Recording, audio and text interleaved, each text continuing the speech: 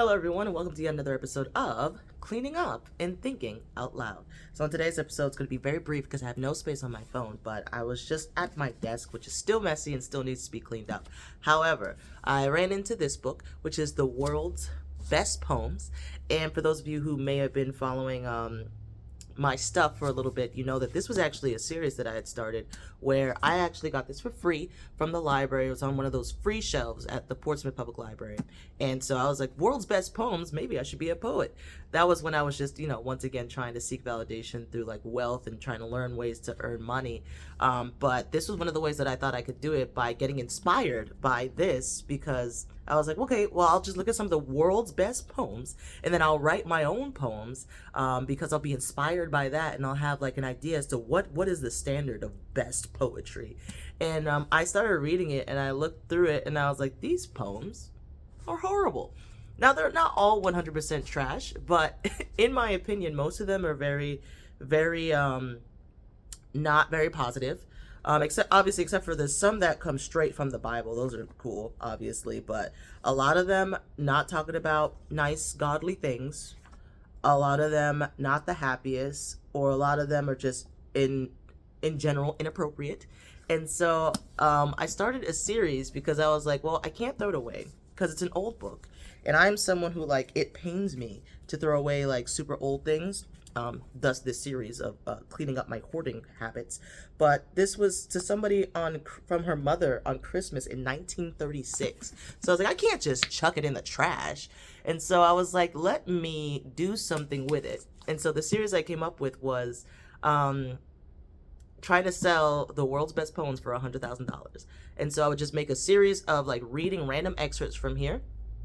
And I would say day whatever of trying to sell the world's best poems for $100,000. If you look on my channel, you'll see some of that. It's not my best work. It's not great work. It's not good work, to be honest. It's just something I did. What it did do, however, was create better consistency as far as my personal channel was concerned. I was very consistent with my Virginia brand, but to be honest, even currently, as you can see, I'm very all over the place when it comes to just being me, genuinely me, not my Virginia based brand, not anything else, but like just being 100% me. Is still, I don't know what direction I'm supposed to go in here. And so not everything that I'm cleaning up and cleaning out loud or thinking out loud is going to be bad, because this wasn't necessarily bad. This was more of something that grew me in terms of being more confident as myself and being confident in making like silly voices and not necessarily caring about, oh, I have to be a certain way when I present myself online. Now I do think I have to be a certain way when I present myself online now, because I was looking all types of ways. However, what I did like that came from this process was that consistency, where I was doing day one of trying to read. I was also having a formula, and so it was having consistency, and I made a solid series where it was the same formula every time. So I did like that aspect of it, and that is a skill that I improved as a result of doing this, and I need to tap back into that skill for stuff like this and creating consistent series and showing up consistently online. But this time I want to do it with the lens of like, how do I honor God in my work? How do I shine the light of Jesus Christ in what I'm doing now? How do I still be in the act of creating things, whether it be poetry, whether it be written work, whether it be videos, whether it be photography?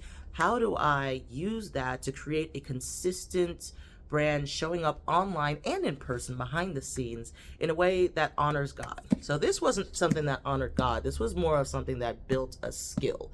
And so I am appreciative of the time that I spent doing that day whatever of whatever, trying to sell the world's best poems for $100,000. Did I sell it for $100,000? As you can see, I have it right now. So no, the world's best poems is still here. And if anybody would like to buy it for $100,000 and end that series, I would appreciate it, because I actually don't want this book. I don't want it anymore. I want it out of my life, but I'm still kind of like about tossing it in the trash. And so there's still growth, guys. I'm still growing, I'm still learning, and I'm still changing as a result.